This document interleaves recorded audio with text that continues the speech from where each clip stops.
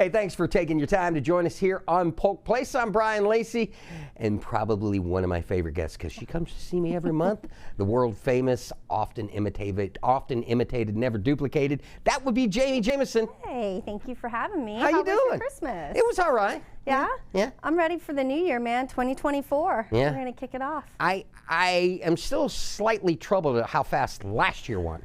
Yes. Yeah, There was a whole space-time compression there. Yeah, I feel like somebody sheeped me out of some time. Yeah. Yeah. I'm going to throw a red flag. I'm going to need a review. Yeah, we need an official review on that. Exactly. Yeah. It was a very fast year. Hopefully 2024 goes at a little bit slower pace, and we have time to stop and enjoy things like the Polk County History Center. Exactly. So what do we got going on for January? So January, we're resuming our genealogy speaker series. So we'll be closing out the month with that on January 27th. And we have a genealogist that's going to present to us.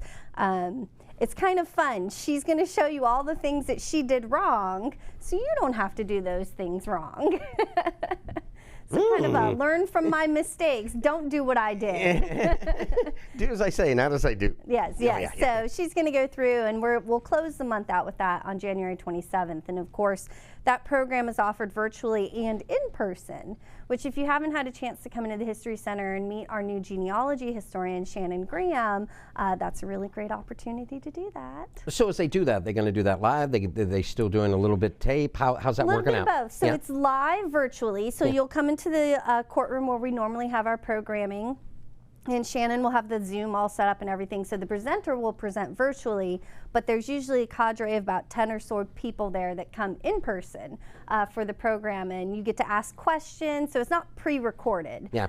You get to ask questions and all sorts of things of the presenter, and then get to kind of talk to your peers about, hey, how are you? Did you figure out how to get through that brick wall? That's like a genealogy term, brick wall. They throw it around. I know what it means. I use it, brick wall. I do that when I'm running. Right? Usually after like the first 50 feet, I'm like, here comes that wall. Yep. I need my puffer. Yep. So for genealogy, it's probably like after looking at 50 grave sites or something like that. You're like, I need to figure out, I need to get through this. So that'll be a really great way to kind of start off the new year, especially if you're new to genealogy. So if you're new, New Year's resolution is to get to understand your family history a little more. This is the perfect way to start. And then, of course, we have our regularly scheduled programming that's been going on all year round.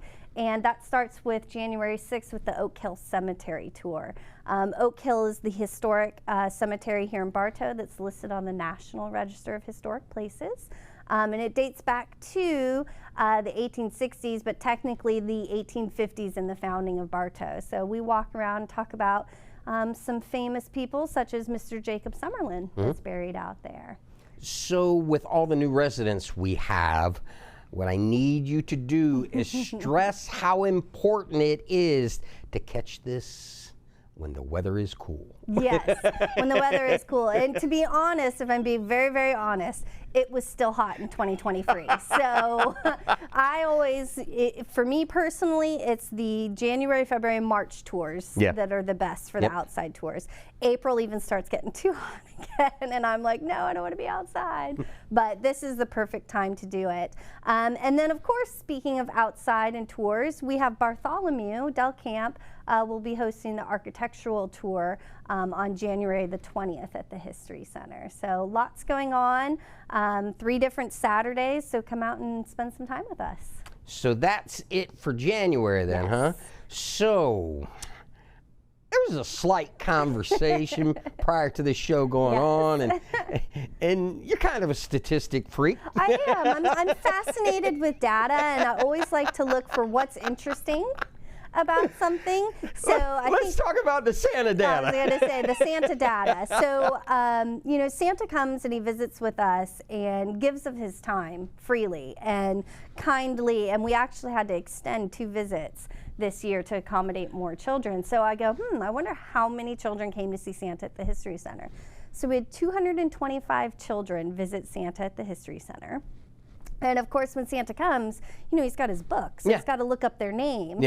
So I get to know their names while they're here, and I'm pleased to report, intrigued to report, that the top names this year were Connor, Cooper, and Lucas. and they were all on the nice list. Okay. Just to put that out Were there. those just the boys' names then?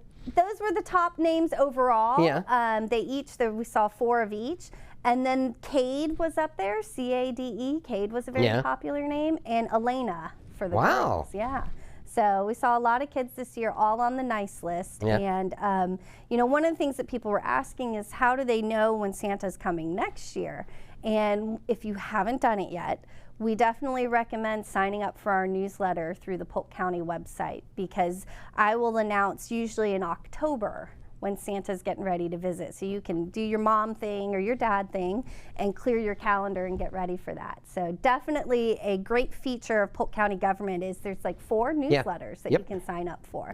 So take a look for that on the website as well. So what else happened cool in December? Well, so the other thing that happened that was really cool in December is that the historic ordinance was passed for Polk County, which means that we have the opportunity now to apply to be a certified local government.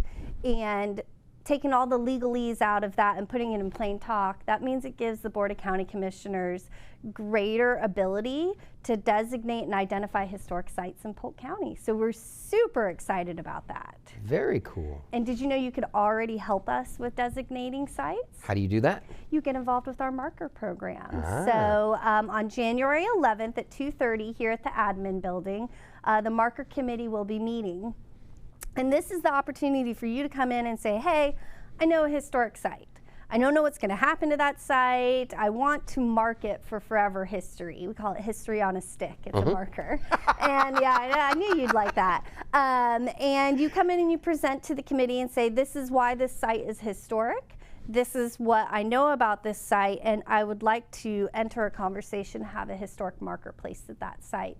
The Historic Marker Committee listens to the argument, and then they make a decision. Yes, let's go ahead and figure out how we can get a marker on that site. And of course, there's some fundraising involved and some research, but it's a really great way to share with our communities the history that is just out there across Polk County. And we have, I think, 4 coming up in the new year.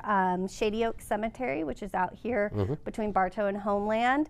The Ritz Theater in Winter Haven, if I have any Winter Haven fans. Do you know what my favorite fact about the Ritz Theater is? I know that they just redid it a few years back. That's a wonderful fact. My favorite fact is a lot more like pop history level. MC Hammer performed there. Get out of Dodge. No. And he did a commercial in Lakeland. I was not aware of that. Yeah, I had a guy on a tour the other day that said to me, I still have my ticket from seeing MC Hammer in Winter Haven. Wow. But the Frank Gardner home in Lake Alfred is also getting a historic marker. And I know you know this group. And our friends at Sun and Fun are celebrating 50 years this 50 year. years, So they're putting up a historic marker. It's a great program. And when you think about Polk County, living here, been here since '97, I think Polk County, Lakeland, Haines City, Winter Haven, Frostproof, Davenport, you know what I mean? But it's so much more of that within these cities we're small community. Pewsville, what's the one way out north Lakeland? Any one of the Kathleen area? Yeah. Socrum, exactly. Green Pond, and these were small communities within this huge community back in the day. Identities, had their own identities, whether they were strawberry farms. It's one of my other favorite facts. I know a lot of people were gearing up for the Strawberry Festival. We grew more strawberries in Lakeland for a period of time than they did in Plant City. So yeah, lots of great little communities. Auburndale, used to be known as Sanitaria. So there's all sorts of great facts. And Brian, you can come to the History Center and we have an exhibit all about those small communities. Very cool. Yeah.